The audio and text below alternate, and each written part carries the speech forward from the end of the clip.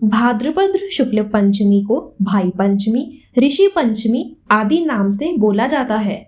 महेश्वरी समाज में राखी इसी दिन बांधी जाती है। बहनें भाई की दीर्घायु के लिए यह व्रत करती है। अब हम कहानी प्रारंभ करते हैं। एक जाट जाटनी थे।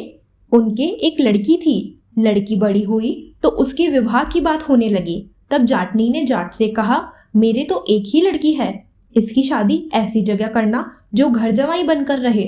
जाट ने बहुत से लड़के देखे, लेकिन घर जवाई की किसी ने हाँ नहीं भरी। जाट परेशान हो चुका था। फिर एक जगह लड़की का रिश्ता लेकर गया और कहा कि मेरे यहाँ घर जवाई रहो तो यह शादी कर सकता हूँ। लड़के के माता पिता गरीब थे। उन्होंने सोचा, अपने तो 2 वक्त की रोटी भी नसीब नहीं होती, लड़का घर जवाई रहेगा तो भरपेट खाना तो मिलेगा। उसने शादी की हाँ कर दी। जाट ने अपनी लड़की का विवाह कर दिया और घर जवाई रख लिया। जाट के साथ जवाई भी दिन भर खेत में काम करने जाता था।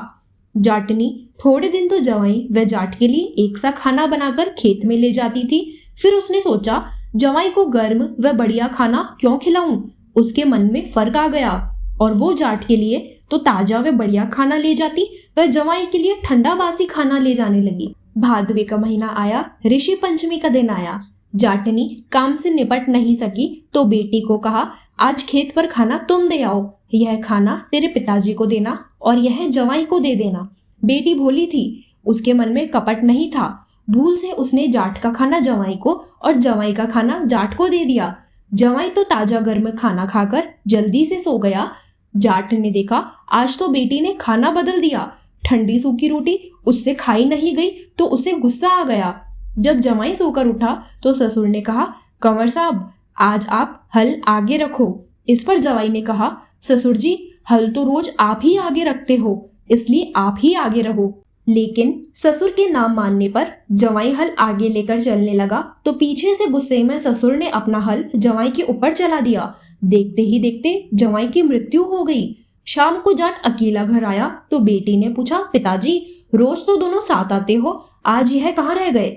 इस पर जाट ने कहा, रास्ते में उसके गांव के मिल गए, बातें करने लग गया, अभी आ जाएगा। थोड़ी देर इंतजार करने के बाद बेटी से रहा नहीं गया और वह दौड़ती हुई खेत चली गई। खेत में उसका पति मरा पड़ा था। पति को लेकर जंगल में झोपड़ी डालकर घी का दीपक जलाकर रहने लगी। पति की सेवा करते साल भर पूरा हो गया। वापस भादवे का महीना आया, ऋषि पंचमी का दिन आया। बड़े बड़े ऋषि मुनि आए तो जाट की बेटी ने ऋषि मुनि की पूजा कर उनके चरण पकड़कर बैठ गई। प्रभु, मेरे पति को जीवित करो। ऋषि मुनि उसकी सेवा से प्रसन्न होकर कमंडल से जल लेकर उसके पति पर छिड़का तो वह जीवित हो बैठा। तब ऋषि मुनि ने कहा, कोई भी घर जवाई मत रहना, अपने घर में आधी मिले आधी खाना, पर घर में ही रहना। हे ऋषि मुनि, जाट के जवाई को जीवित किया वैसे सबको करना, घर जवाई कोई मत रहना।